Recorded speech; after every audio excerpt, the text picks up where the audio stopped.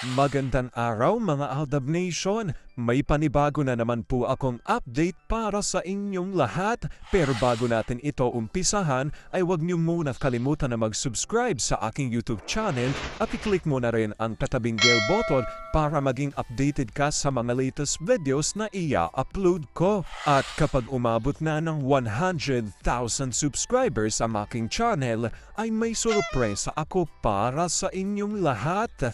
Alam kong excited na kayo, kaya naman ngayon, umpisahan na natin ang ating kwentuhan. Ang pag-uusapan natin ngayong araw na ito kung saan marami na nga ang nagtatanong na mga Aldab Nation. 2025 na, dapat pa nga raw bang umasa na mayroong Maychard family? Ebidensya para maging kalmado ang lahat at kumapit hanggang dulo na meron talagang Maychard, inilabas na. Ang tanong tuloy, Alden at Meng, aamin pa nga ba? At hanggang kailan nga bang hihintayin ng mga Aldab Nation? It is worth the wait? Gaano ito katotoo at may sapat nga bang ebidensya ang makakapagpatunay rito? Well, yan ang ating aalamin at pag-uusapan ngayong araw na ito, pero bago ho yan, ay bibitinin ko muna kayo ng kaunting-kaunti lamang kung saan magbasa muna tayo ng mga nakakatuwang post ni My name is Theo01 sa Twitter. Kaya naman wag na natin patagalin pa at sabi niya sa kanyang tweet, habang nagkakalat ng basura ang ZGOC, ayon ng mag-asawa, pinapapak ang isa't isa.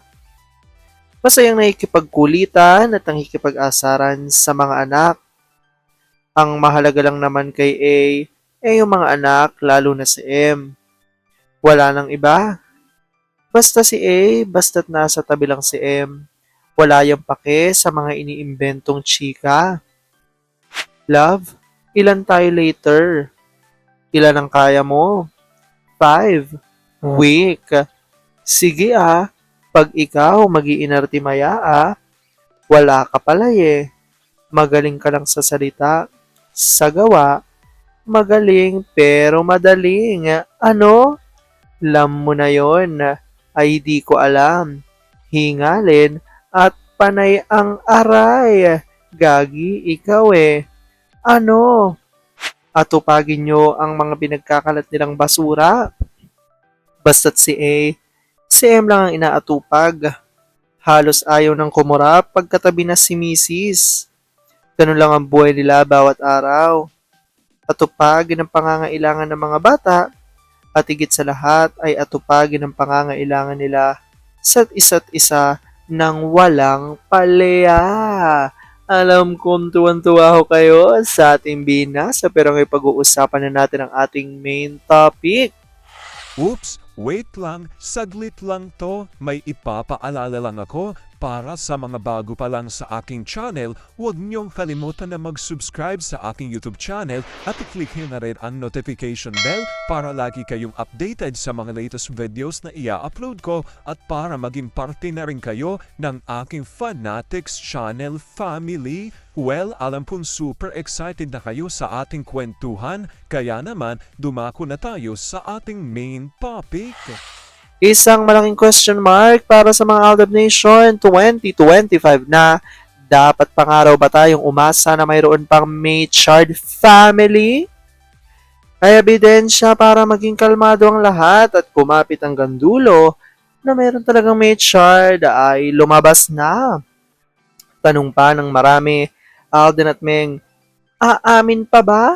At hanggang kailan nga bang hihintayin ng mga Aldab Nation? Is it worth the wait? Gaano ito katotoo at may sapat nga bang ebidensya ang makakapagpatunay rito? Well, yan ang ating aalamin at pag-uusapan ngayong araw na ito. Alam kong super excited na kayong malaman yan. Kaya naman wag na natin patagalin pa. Unang-una na ngay galing sa tweet ni Larry Beth Jimenez at Olive Kanayama at ayon sa kanila, buti pa si Playmate marunong mag-sorry at kumain ng pagkakamali. Nice one, kids. Galing sa strategy ni Mimi kabisadong mga kulits. Nice and smart, kids. Fight what is right. Parental kunyari naman sakay sa gulo ng mga anak. Gandang pagpapalaki sa mga bata. Aldab and Aldab Nation stronger together. Sabi ni Tanko Aiden at Pamela Jane Peren, Mimi knows best. Alam niya kung sino ang may sala. Kasi si Playmate pinagtatanggol si Daddy. Kaya sa kanya nagsumbong. Naku Daddy, alamin mo nang mabuti kung sino ang may kasalanan. Ayan, wag nang mag-away at wag ganong Playmate Kapag ikaw may kasalanan, mag-sorry kay kuya mo. Huwag suplada sa kuya. Love kayo ng lahat ng mommy and daddy nyo. Sagot ni Mami Lakambal at Larry 1973. BBC, super kampante ako. Dahil noon pa, umamin na sila kung nakikinig lang. Alam naman ng showbiz ang lahat pero nawiwindang pag may bagong issue. Hay, mahilig magpaka-stress. Project na magkasama sila ang pinagdarasal ko. Hindi na sila amin, tanggap ko na yon. Sinabi na nila dati ang totoo, bakit uulitin pa? Sagot ni Pamela Jane Peren at Helen Batcho, true, nako po. Papakel sa mga pautot na nakakasuka, na nakakauya, na nakakarimarim. Basta chillax lang, kampante always. Hay nako BBC, super kalmado din ako because of Typhoon Egay.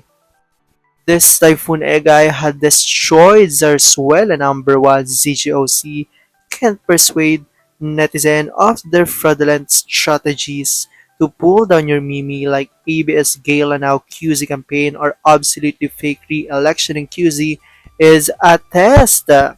Dagdag pa ni Helen Batch at Rita G. In addition to BBC, there will always be an ending to everything. Umamin man sila sa public or not is a test of their commitment to all of their Alda fans. If Alden and Maine truly appreciate their fans, they know the right thing to do. Ako simula 2015 ang unang magkita ang Mimi at Daddy mo sa ekspresyon ng muka at sa pananalita at nahook na agad ako until present. I am so kampante sa dalawa at hindi ko alam kung bakit at at present I feel the same way kung bakit. Maybe it's destined to each other, sagot pa ni Olive Kanayama. TBA din ay super kampante lang. Dahil TBA din knows the truth. Kampante lang kami sa showbiz kapag artista ka need mong sumayaw. Follow sa tugtog, gawa ng mga hand show ng showbiz. Aldab and Aldab Nation stronger together. Aldab pa rin. At kaya nga huyaan, ang nagreaksyon ng ilan sa mga Aldab Nation ay dahil nga ho sa revelasyon na ito ni May ni Miss Teo Zerwan at ayon sa kanya, Mommy, sama. Aalis kayo ni Dad? Hindi pa ba? Sa'yo kami sasama. Tayo lang munang dalawa, Mi. Kami lang muna pa. Mag-sorry na ako kay Baby Cute Mi. Diba sabi mo, binangga ka niya? Hindi niya sadya, Mi. Ba't mo sinumbong kay Daddy? Kasi Daddy ko siya. Bad yun, diba? Sorry na Baby Cute. Kiss na ako. Hug. Mula noon hanggang ngayon, super kalmado ng puso't isip ko. Dahil alam ko ang totoo. Kaya kahit anong dumang issue, kalmado lang ako. Well, magkaiba naman tayo. Kaya yung iba sa inyo ay paranoid pa rin kapag may bagong issue. Wala na akong hinihiling pa. Umamin man sila sa public o hindi. Ayan nga ho ang paninindigan ng isang source ng mga True-Blooded Aldab Nation kung saan ayon nga sa kanya kahit na napakatagal ng panahon 2015 to 2025 ay dapat pa rin daw umasa talaga na mayroong matured family. Dahil kahit hindi man aminin di umano ni Alden at May ang kanilang relasyon ay talagang ito ang magpapatunay na talagang meron nga at totoo ang sinasabi ng ilan sa mga TV, ADN source. Kaya naman worth it pa nga rin daw hintayin na dumating ang tamang panahon. Well, comment down below nyo dyan guys kung ano po opinion nyo patungkol dito. Alam ko dahil dito marami pa rin sa inyo mas lalong kumakapit at naninindigan na Aldab Mature is real. Pero sabi nga natin na kahit na ano pa man na magdesisyon ni Alden at Meng sa kanilang buhay, karera at buhay pag-ibig, kailangan natin sila supportan, kailangan natin ito tanggapin ng buong buo dahil yun ang kanilang deserve. At yun ang mga update for today's video. Maraming salamat mga Aldab Nation. Ingat!